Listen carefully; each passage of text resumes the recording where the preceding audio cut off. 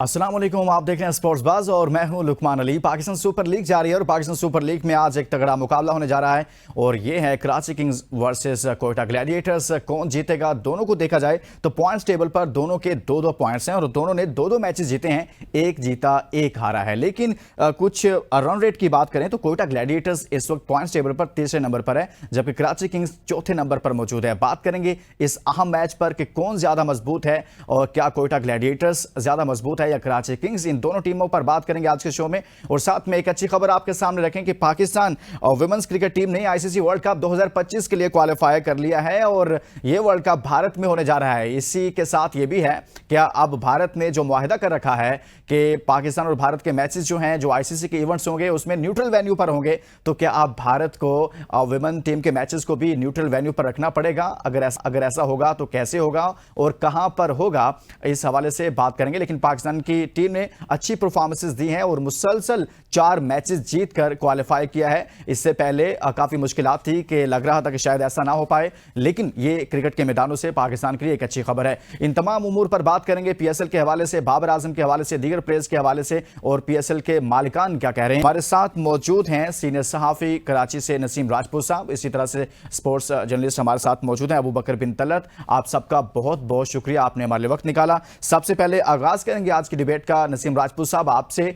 Sir, women's team ने यहीं से आगाज कर लेते हैं कि आज कल एक बड़ी अच्छी खबर आई कि क्वालिफाई कर लिया वर्ल्ड कप के लिए। रवां साल ये वर्ल्ड कप होना है भारत में, तो क्या अब ये इस वर्ल्ड कप के मैचेस भी न्यूट्रल वेन्यू पर होंगे? देखिए, ये देखना होगा हमें यहाँ पर कि न्यूट्रल वेन्यू पे होते हैं या नहीं होते हैं। ये एक बड़ा टास्क होगा पाकिस्तान क्रिकेट बोर्ड के आला हुक्काम के लिए। सवाल ये होता है कि क्या मोहसिन नकवी साहब, जिनसे लगता है कि वो बरकरार हैं और बरकरार रहेंगे, अगर मोहसिन नकवी साहब बरकरार रहते हैं, क्योंकि हमारे यहाँ तो चेयरमैन बदलने में टाइम नहीं लगता, हम बिल्कुल इसी तरीके से जैसे कपड़े बदलते हैं ऐसे चेयरमैन बदल देते, तो अगर वो बरकरार रहते हैं तो फिर वो अपनी इस पॉलिसी को इम्प्लीमेंट करा पाएंगे। क्योंकि अगर कोई नया आ जाता है तो फिर वो 10 जवाब उसके पास होते हैं कि जी लेटर में ये चीज मौजूद नहीं थी, ये दस्तखत नहीं हुए थे, इस मामले पे पूरी तरीके से बातचीत नहीं हुई थी, इस वजह से हमारी मजबूरी थी। मजबूरी कोई नहीं होनी चाहिए। जो मुआहिदा तय हुआ है 2028 तक, ना पाकिस्तान क्रिकेट टीम की कोई टीम इंडिया खेलने जाएगी, ना इंडिया की कोई टीम पाकिस्तान खेलने आएगी। और अब आपको न्यूट्रल वेन्यू के ऊपर पाकिस्तान विमेंस क्रिकेट टीम का इंतजाम होना चाहिए। मैंने फिर आपको बात कही, अपने माजी में बहुत सारी चीजें ऐसी देखी हैं कि कोई एमओयू साइन हुआ था, उसके बाद चेयरमैन बदल गए, उन्होंने कहा जी वो तो कागज का टुकड़ा है, उसमें तो कोई दम नहीं है। ऐसी सूरत हाल नहीं होनी चाहिए, क्योंकि एक प्रेशर होगा पाकिस्तान क्रिकेट बोर्ड पर बीसीसीआई की जानिब से भी और इवन इंटरनेशनल क्रिकेट काउंसिल की जानिब से कि चलें अगली दफा हम देख लेंगे, हम भी आ जाएंगे, आप इस दफा तो आए। वो हर दफा यही बात करते हैं कि इस दफा तो आप आए, अगली दफा हम भी देख लेंगे। और ऐसा हुआ था जब 2023 का वर्ल्ड कप खेला गया था इंडिया के अंदर, तो ऐसा ही हुआ था। उससे पहले हमने एशिया कप जो खेला था वो हाइब्रिड मॉडल के तहत खेला था। आपको याद होगा हमारे मैचेस, हमने कुछ मैचेस पाकिस्तान में खेले थे, बाकी बाहर जाके खेले थे। तो अब जो ये फॉर्मूला तय पाया है कि अगर इंडियन टीम पाकिस्तान नहीं आई चैंपियंस ट्रॉफी खेलने के लिए तो हम भी नहीं जाएंगे और हमारे मैचेस भी जो है वो न्यूट्रल वेन्यू पे होने चाहिए। तो इसी पे इम्प्लीमेंट होना चाहिए। जहां तक पाकिस्तान क्रिकेट टीम की कारकर्दगी की बात है, वेरी वेल प्लेड। पाकिस्तान ने आयरलैंड, स्कॉटलैंड, वेस्ट इंडीज को भी शिकस्त दी अपनी इस रन के अंदर और क्वालिफाई किया वर्ल्ड कप के लिए। पाकिस्तान की वर्ल्ड कप में कारकर्दगी कैसी होती है हम सब ये देखेंगे, क्योंकि जब भी इंडिया, ऑस्ट्रेलिया, इंग्लैंड सामने आते हैं तो एक साइकोलॉजिकल प्रेशर में हमने अपनी वुमेन्स टीम को देखा है। उससे निकलने की कोशिश करनी चाहिए। नया सपोर्टिंग स्टाफ, ये मैचेस तो चले आपने जीत लिए, उन मैचेस में आपको एक अच्छी परफॉर्मेंसेस दरकार होंगी, specially against Bharat. Pakistan team कैसा खेलेगी इस पर भी बात करेंगे। अबू बकर, एक जानिब वुमेन्स टीम ने ये कारकर्दगी दिखाई, जबरदस्त कारकर्दगी है और उसके नतीजा में पाकिस्तान क्वालिफाई कर गया है। आप क्या समझते हैं कि अब मैचेस भारत में, अगर भारत कहता है कि भारत में ही करवाए जाएं, ये तो वुमेन्स टीम है, इसका तो कोई मसला नहीं है, ये वो, तो क्या पाकिस्तान को इस पर एग्री करना चाहिए या पाकिस्तान को उसी मुआहदे की तरफ जाना चाहिए जो पहले से एग्रीमेंट हुआ है कि न्यूट्रल वेन्यू पर ही मैचेस रखे जाएं?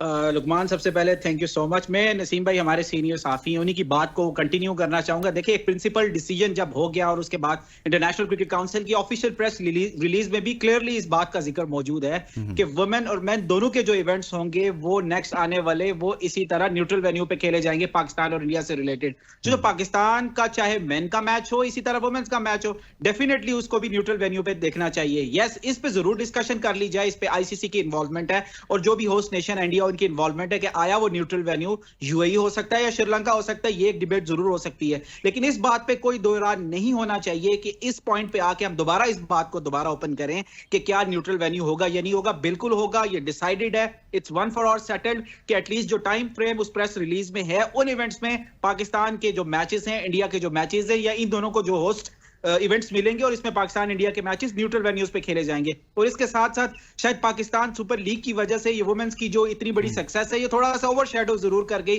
शायद ये बहुत बड़ी उनकी परफॉर्मेंस है, बहुत बड़ी जीत है और इनको जितना क्रेडिट देना चाहे प्लेयर्स के साथ साथ जो उनका कोचिंग स्टाफ, क्योंकि सबकी तवज्जो पाकिस्तान सुपर लीग की तरफ थी, लेकिन हम सराहते हैं पाकिस्तान क्रिकेट टीम की इस कारकर्दगी को। और नसीम राजपूत साहब, अबू बकर बिन तलत हमारे साथ मौजूद हैं। एक ब्रेक लेंगे, ब्रेक के बाद आएंगे तो मजीद बात करेंगे। Stay with us. Welcome back. और अब बात करेंगे आज पाकिस्तान सुपर लीग के होने वाले मैच पर। और आज का मैच है Karachi Kings versus Quetta Gladiators. कौन जीतेगा और कौन सी टीम ज्यादा तगड़ी है, इस मैच पर बात करेंगे। हमारे साथ मौजूद हैं senior sports analyst Naseem Rajput साहब, उनके साथ अबू बकर बिन तलत भी मौजूद हैं। नसीम राजपूत साहब, आज पाकिस्तान सुपर लीग का एक और अहम मैच होने जा रहा है, Karachi king versus Quetta Gladiators. दोनों टीमें 2-2 पॉइंट्स के साथ मौजूद हैं और सीक्वेंस भी कुछ यूं ही है कि एक नंबर 3 पर है पॉइंट्स टेबल पर, एक नंबर 4 पर है। दोनों ने एक मैच हारा, एक जीता हुआ है। सर, आपको क्या लगता है कि आज का मैच कैसा होने जा रहा है और कौन सी टीम इन दोनों में आपको मजबूत लग रही है और किस वजह से? लुकमान, मैं आपको इस मैच का बताता हूं, लेकिन थोड़ा सा मैं आपको जो आपने पिछले सवाल किया था उसमें, जैसे अभी एशिया कप इंडिया में हो रहा है अगस्त में, जी, तो अब वो प्लान कर रहे हैं पूरा का पूरा एशिया कप जो है वो शिफ्ट कर दें किसी और जगह पे। ये इस वक्त इंडिया में सीरियस प्लानिंग चल रही है। ठीक है भाई, क्यों आप शिफ्ट कर रहे हैं? पाकिस्तान के मैचेस बाहर रखें ऑफशोर वेन्यू पे, वो भी एक वेन्यू पे खेलेंगे, एक ही होटल में कयाम करेंगे, एक ही जगह ठहरेंगे। जितने बेनिफिट्स आपको मिले वो बेनिफिट्स पाकिस्तान को भी मिलना चाहिए, लेकिन पाकिस्तान को बेनिफिट नहीं मिलने चाहिए। वो पूरा एशिया कप शिफ्ट करने का प्लान कर रहे हैं और उसके बाद जो अगली उनकी हिकमत अमली होगी वो विमेंस वर्ल्ड कप ही होगी। चले, वो हम आगे देखेंगे क्या होगा। ये मैं आपको एक एग्जांपल दिए जो वो करने के लिए जा रहे हैं अगस्त सितंबर में। जहां तक बात आपने की Quetta Gladiators versus Karachi Kings, मेरा ख्याल है कोयटा ग्लैडिएटर्स को 1-2 चेंजेस की जानिब जाना चाहिए। फहीम अशरफ, गो के उन्होंने प्लैटिनम कैटेगरी में उनको लिया है। जी। फहीम अशरफ अब तक उस तरीके से परफॉर्म नहीं कर पाए, बैट और बॉल दोनों के साथ। 1 ओवर करते हैं 19 रन 18 रन, 2 ओवर में कुछ ऐसे रन उनको पड़ने। वसीम जूनियर उनके पास एक ऑप्शन मौजूद है। वसीम जूनियर पूरे 4 ओवर करने की एबिलिटी रखते हैं। फिर डेथ ओवर्स के अंदर वसीम के जो यॉर्कर्स हैं वो खासे इंपॉर्टेंट है। मेरे ख्याल है फहीम अशरफ की जगह अगर वो वसीम जूनियर को मौका देके देखें, अभी वैसे 2 मैच हुए, इतनी जल्दी ये बात बनती नहीं है, लेकिन मैनेजमेंट हो सकता है इस जानिब सोच रही हो। वसीम जूनियर एक अच्छा ऑप्शन उनके पास मौजूद है। फिर अगर आपने आप विकेट कीपर चेंज करना चाहते हैं तो भी आपके पास ऑप्शन मौजूद है। हसन नवाज मुझे अभी तक समझ में नहीं आया, गो कि उन्होंने एक सेंचुरी स्कोर की है, लेकिन हसन नवाज एटलीस्ट मेरे तो यहाँ से आते हैं और यहाँ से निकल जाते हैं, बिल्कुल अंदर जा नहीं रहे यहाँ से अभी तक जो खेलने का उनका अंदाज है। ख्वाजा नाफे उनके पास एक प्लेयर मौजूद है, उनके साथ जा सकते हैं। कराची किंग्स की जहां तक बात है, उनके पास 2 ऑप्शन जिनको उन्होंने अभी यूज नहीं किया है। उसके आप फास्ट बॉलर उनके मीर हमजा हैं, उनको भी यूज किया जा सकता है अगर जरूरत पड़ने के ऊपर। उनके जो लेगी हैं उनको भी इस्तेमाल किया जा सकता है। तो मेरा ख्याल है कि दोनों के पास ऑप्शंस तो मौजूद है और शायद कुछ चेंजेस के साथ टीमें मैदान में उतरे, क्योंकि नसीम राजपूत साहब, आप चेंजेस की बात करें तो कोयटा में आपको नहीं लगता कि शुएब मलिक साहब पर बात काफी हो रही है कि शुएब मलिक को ड्रॉप करके ख्वाजा नाफे को मौका दिया जाना चाहिए, या आप समझते नहीं हसन नवाज की जगह पर ज्यादा बैटर रहेंगे? वो देखिए, वो टॉप ऑर्डर बैटर है और टॉप ऑर्डर बैटर में मेरे ख्याल है टॉप ऑर्डर बैटर को ही लाना चाहिए, ना कि आप शुएब मलिक तो 6 नंबर पे बैटिंग करते हैं।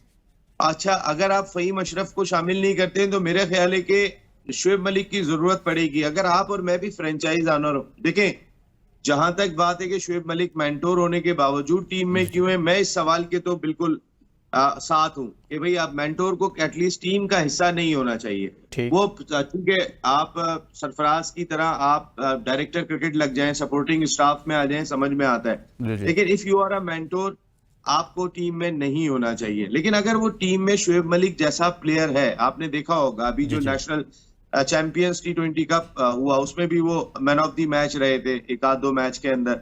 फिर एक उनकी फिटनेस का लेवल आज भी बरकरार है, उनपे एक रिलायबिलिटी है कि वो बैटिंग को नीचे से लेके चलते हैं अगर टीम फंस जाती है। तो कोई भी फ्रेंचाइज ओनर होगा और उनके पास शोएब मलिक होगा तो मेरे ख्याल है वो जरूर शामिल करने की कोशिश करेंगे, जो उनका वसी एक्सपीरियंस है।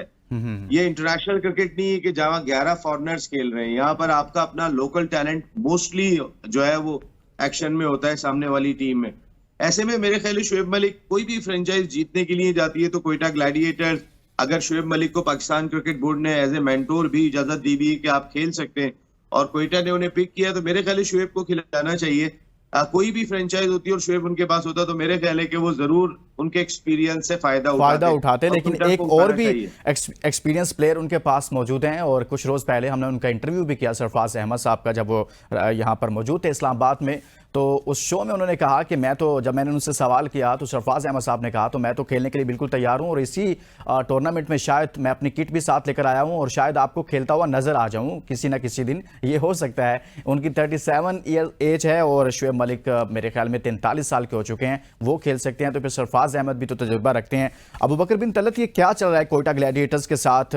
बहुत सारी खबरें भी हैं, कहा जा रहा है कि मैनेजमेंट या हेड कोच और ये सब लोग सरफराज अहमद के साथ कहीं ना कहीं, हमारी ज़राए बताते हैं, बन नहीं पा रही। और हमने उस दिन इंटरव्यू भी किया, खैर उन्होंने कोई ऐसी बात तो नहीं की, बहुत सारे सवालों को वो अपने अंदाज में करते रहे, लेकिन कुछ तासुर मिलता है कुछ ठीक नहीं चल रहा वहां पर। देखिए लुकमान, उमर एसोसिएट से लेके कोयटा ग्लैडिएटर्स तक, जब तक जो ऑनर्स हैं कोयटा ग्लैडिएटर्स के, ये फैमिली प्राइवेट लिमिटेड की जो थॉट है इससे बाहर नहीं निकलेंगे तो शायद कोयटा ग्लैडिएटर्स उस तरह नहीं परफॉर्म कर सकती जिस तरह बाकी टीम्स कर रही हैं। अगर एग्जांपल के तौर पे बात की जाए तो बहुत ज्यादा स्टैट्स के ऊपर भी, और अगर कंसिस्टेंट कोई टीम रही है तो शायद वो इस्लामाबाद यूनाइटेड है। उसका रीजन ये है कि बहुत लो प्रोफाइल रह के वो बहुत ज्यादा एग्जैजुरेटेड नहीं करते, एग्जैजुरेशन नहीं करते चीजों के अंदर, लेकिन प्लेयर्स वो उठाते हैं ड्राफ्ट में भी जिसकी रिक्वायरमेंट होती है। अगर उनको कोई ऑलराउंडर चाहिए तो वो जनरली वर्कआउट करते हैं ऑलराउंडर के ऊपर, तो तब जाके कॉम्बिनेशन बनता है, तब जाके राइट बैलेंस के साथ जब आप टूर्नामेंट में टीम उतरती है उसके बाद परफॉर्म करती है। कोयटा और कराची दोनों का डायलेमा ये है कि अभी तक सही बैलेंस उनको नहीं मिल सका। और जिस तरह की हम डिस्कशन कर रहे हैं कि शोएब मलिक और सरफराज की, no doubt they were outstanding at their era, लेकिन अगर इस टाइम भी हमने ये सोचना है कि कोयटा के मसाइल का हल ये है कि सरफराज और शोएब मलिक खेलेंगे तो बैलेंस उनका ठीक होगा, तो इसका मतलब है something is seriously wrong in Quetta's dugout. भाई आपने अपने ड्राफ्ट के अंदर ऐसे प्लेयर्स क्यों नहीं लिए जो आपको राइट कॉम्बिनेशन बनाकर देते? तो अभी तक इतने ज्यादा एक्सपेरिमेंट्स आप करेंगे तो जू टूर्नामेंट आगे जाता जाएगा, अगर आपकी फ्लाइट ने टेक ऑफ नहीं किया तो आपके लिए तो बड़ी प्रॉब्लम हो जाएगी। तो ये जितना जल्दी दोनों टीमें एडजस्ट कर लें राइट कॉम्बिनेशन के साथ तो बहुत ही ज्यादा जरूरी है। ठीक है, शोएब मलिक जिस तरह नसीम भाई ने बात की, नो डाउट कि शायद आज भी बहुत ज्यादा यंगस्टर्स है, वो बहुत ज्यादा फिट है, और कोयटा की बैटिंग में भी कोलैप्स की इश्यूज बहुत ज्यादा रहे हैं, और मिडिल फेज में और लोअर मिडिल ऑर्डर में अगर शोएब मलिक एंकर करते हैं इनिंग्स को तो वो एटलीस्ट एक स्ट्रेंथ जरूर देते हैं कि आपके दूसरे एंड से बाकी बैट्समैन खिलाते जाएं और 20 ओवर्स तक कोयटा खेलती हुई चली जाए। लेकिन बाज लोग ये कहते हैं कि ऐसे लड़कों को ज्यादा मौके देने चाहिए जो फ्यूचर में अब पाकिस्तान के लिए खेल सकें। ऐसे लड़कों को PSL में ज्यादा जगह देनी चाहिए जो मुस्तकबिल में पाकिस्तान के लिए अच्छी अच्छी परफॉर्मेंसेस दे सके, पाकिस्तान टीम का हिस्सा बन सके। अच्छा नसीम राजपूत साहब, कराची किंग्स की भी कुछ बात करते हैं। कराची लुकमान भाई जरा देखें, आप मुझे एक बात बताएं, आपके चैंपियंस कप के अंदर जी जो मेंटोर है शोएब मलिक, वो वहां पे चैंपियंस कप में खेल रहे हैं जो पाकिस्तान क्रिकेट बोर्ड की प्रोडक्ट है, ये किसी फ्रेंचाइज की अथॉरिटी नहीं है। और वहां जो टीमें बनी है उनके सारे अखराजात पाकिस्तान क्रिकेट बोर्ड उठा रहा है, और वहां पे शोएब मलिक अगर खेल रहे हैं, वहां पे कोई जूनियर नहीं खेल रहा। देखिए फ्रेंचाइज तो ऑनर है, मैं ऑनर हूं, मेरा मर्जी है मैं जिसको भी शामिल करूं, मैं लुकमान को खिलाऊं, मैं अबू बकर भाई को खिलाऊं, ये मेरी मर्जी है बिल्कुल। लेकिन ये पहले अमल तो इस पे पाकिस्तान क्रिकेट बोर्ड को करना चाहिए जो अपने चैंपियंस कप के अंदर जो सियालकोट के वो जो मेंटोर हैं वो खुद भी एक्शन में दिखाई दे रहे हैं।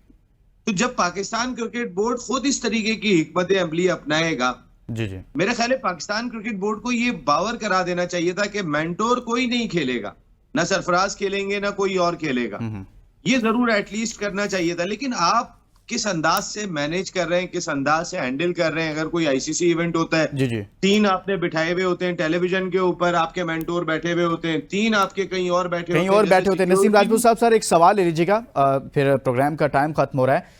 ये सलमान इकबाल साहब ने कुछ कहा है बाबर आजम साहब से मुतालिक कि उनके साथ जो थोड़े बहुत उनके इख्तलाफात हुए या कह लें कि मामलात थोड़े से ख़राब हुए, तो उसकी एक वजह ये थी कि बाबर आजम ओपन करना चाहते थे, वो बतौर ओपनर ही खेलना चाहते थे कराची की तरफ से, लेकिन मैनेजमेंट ये समझती थी कि उनको किसी वन डाउन भेजा जाए या किसी और नंबर पर भेजा जाए, तो इस वजह से उनके इख्तलाफात हुए। तो बाबर का ओपनिंग बतौर ओपनर खेलने के लिए इसरार करना मुसलसल और फिर ओपनिंग ही करना, उनको नहीं चाहिए कि उनको भी नंबर चेंज कर लें, परफॉर्मेंसेस भी नहीं आ रही।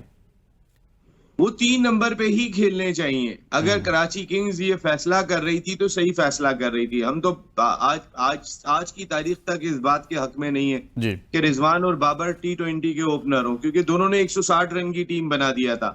लेकिन बाबर की जरूरत है 3 नंबर पे, चाहे वो पाकिस्तान क्रिकेट टीम हो या कोई फ्रेंचाइज हो या कोई भी टीम हो, बाबर 3 नंबर पे जरूर खेलते हैं। इसकी वजह ये है कि आप दुनिया में उठा के देखेंगे तो 3 नंबर पे एक ऐसे बैटर को मोस्टली मौका मिलता है जो बारी को लेके चलने की सलाहियत रखता है। जी जी, और बाबर आपके ओपनर शाहिम अयूब और अगर फखर दोनों अवेलेबल हैं, जेन्युइन ओपनर्स के साथ आप जाएं, 3 नंबर पे बाबर खेलने चाहिए। मेरा नहीं ख्याल कि इस टीम में अगर पाकिस्तान की टीम बन रही हो तो रिजवान की जगह बनती है। देखे ना, रिजवान ने लास्ट ईयर, आपको PSL याद होगा, उस्मान ने सेंचुरी भी स्कोर की, 90 स्कोर भी किया था। जब उन्होंने 100 किया था तो वो 3 नंबर पे आ गए थे। जब उन्होंने दोबारा 90 किया था वो 4 नंबर पे चले गए थे, क्योंकि उन्हें अपनी पोजीशन का खतरा हो गया था रिजवान को कि ये मेरी जगह ले सकते हैं, विकेट कीपर बैटर है और मुझसे ज्यादा रन स्कोर कर रहा है। जी जी, और जिस मैच में उस्मान ने रन स्कोर किए थे वो मुल्तान सुल्तान बहुत आसानी से जीता था। मैं लास्ट ईयर की बात कर रहा हूँ।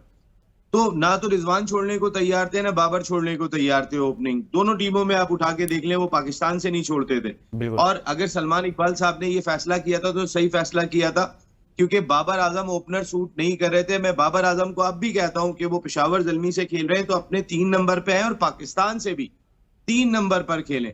इस टीम के अंदर आपको सलमान अली आगा तो पाकिस्तान की नेशनल टीम में दरकार है, लेकिन रिजवान दरकार नहीं है। सर क्या इनसिक्योरिटी है, शॉर्ट कमेंट कीजिएगा, इनसिक्योरिटी है कोई उनको कि जिस वजह से वो किसी और नंबर पर नहीं जाना चाहते? लगता है कि परफॉर्म नहीं कर पाएंगे। पावर प्ले में रन्स बन जाते हैं। आप फील्डर सर्कल के अंदर होते हैं, डॉट बॉल खेल लेते हैं, मार्जिन होता है आपके पास, मौका ज्यादा होता है रन्स बनाने का। मेरे ख्याल है एज ए ओपनर तो वो बहुत शुक्रिया नसीम राजपूत साहब हमारे साथ मौजूद थे, अबू बकर बिन तलत साथ मौजूद रहे। और आज के शो में हमने बात की है PSL के आज के मैच के हवाले से, और आज मैच होने जा रहा है Karachi Kings versus Quetta Gladiators. देखते हैं कि कौन जीतेगा, और मैच जब खत्म होगा और जब मैच शुरू होगा तो रात को फिर दोबारा से आपसे मुलाकात होगी। तब तक के लिए इजाजत दीजिए और अपना बहुत सारा ख्याल रखिए। अल्लाह हाफिज़।